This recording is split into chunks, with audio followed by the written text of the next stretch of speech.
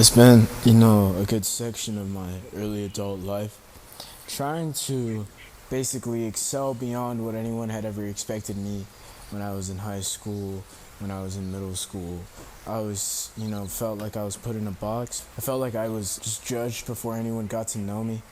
My response was to try to change myself, not for my own sake, but just because I knew I could outgrow them. But I wanted to outgrow them only for the sake of them knowing that I did so. And time passes, and I met someone, and I'd spoken to her before, and she didn't really remember me. And I was going by a different name than the name that I was given at birth because I'm a little weary about that sort of a thing. Sort of feeling where I was like, if you don't know me for anything I've ever done or for any of my failures, then I want to start over again. It was a little experiment I had where I was like, I want to see if I can get away with just being an entirely different person than the person that you met. So, boom, we're just talking every night, whatever.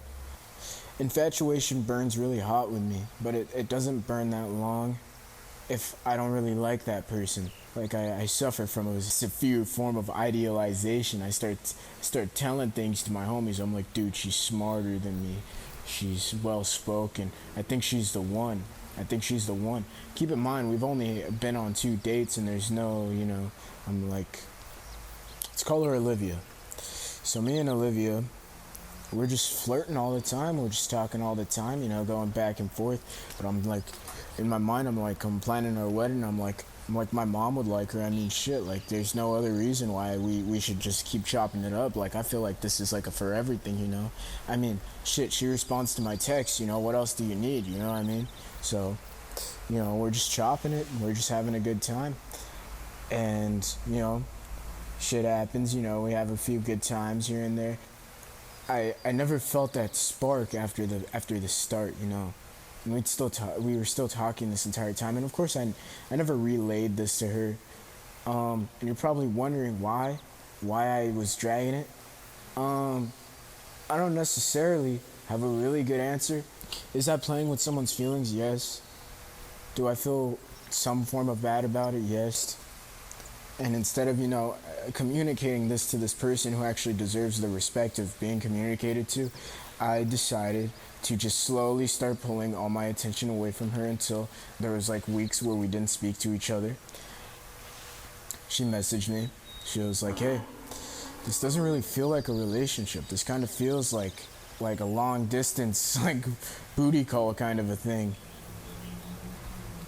When I saw that, I ain't gonna lie to you. I just left her on scene. So anyway, I met this chick named Emily, and she was cool. I mean, she was the bee's knees. You know what I mean? I asked her out. You know what I'm saying? This was like a very normal, modern 21st century interaction where I was just in her DMs, just asking her, hey, I saw you, thought you were attractive. I was wondering if maybe I would have the privilege, the honor, the respect of being able to take you on a date. You know what I'm saying? There's nothing crazy about that. And at this point, I'm really trying to, be a better person, not just sleep with people, not just, be out there fucking with people's emotions. That's not cool. All right. Go to the movie, we're laughing. We walk and talk for like 3 hours. Good ass time, right? Great time, you know what I'm saying?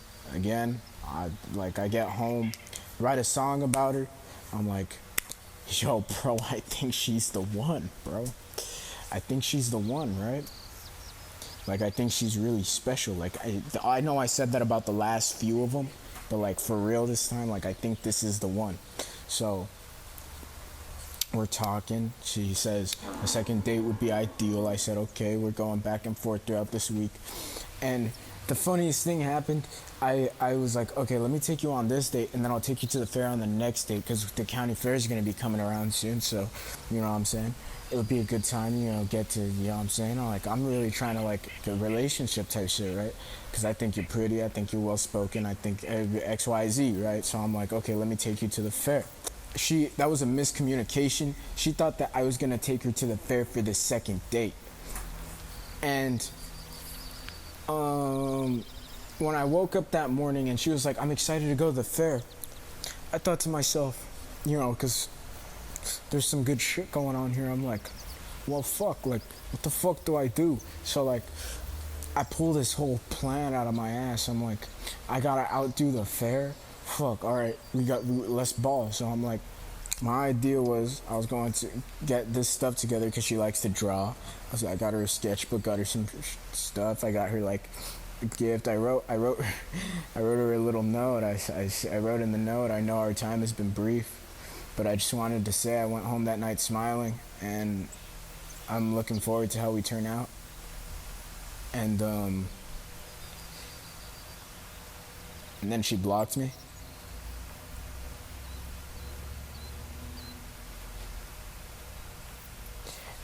Now, the irony didn't occur to me in that moment. In fact, it didn't occur to me until later on, because I was sitting in this car with my homie drunk talking about the shit, and I was still really upset with her.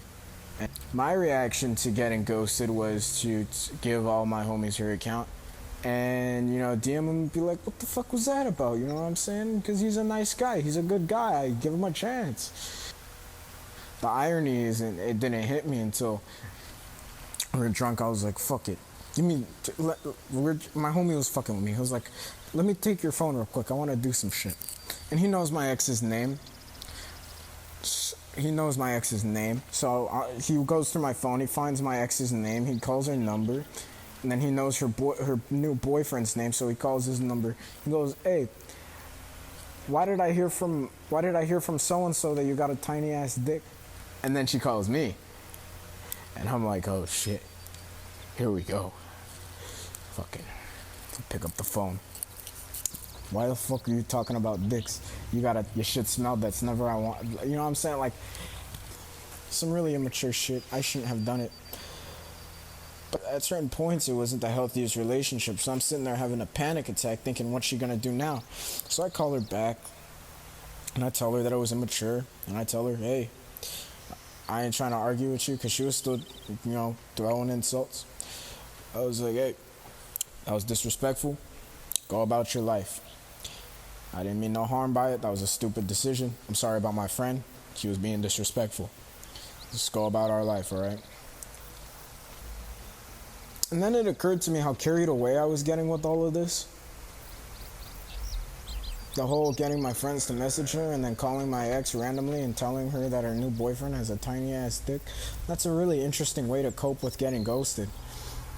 And then I thought about, well, what about that one chick? How did she feel? Is this how she felt when I did the thing that I did? And it never occurred to me. And then this song came on by Sam Cooke. It was called "The Change Is Gonna Come." I realized, past, few couple of years, I spent this portion of the year turning my entire life upside down, ruining relationships, going back and forth with people. It's just this endless cycle, and, I finally realized, like, how tired I was of the cycle.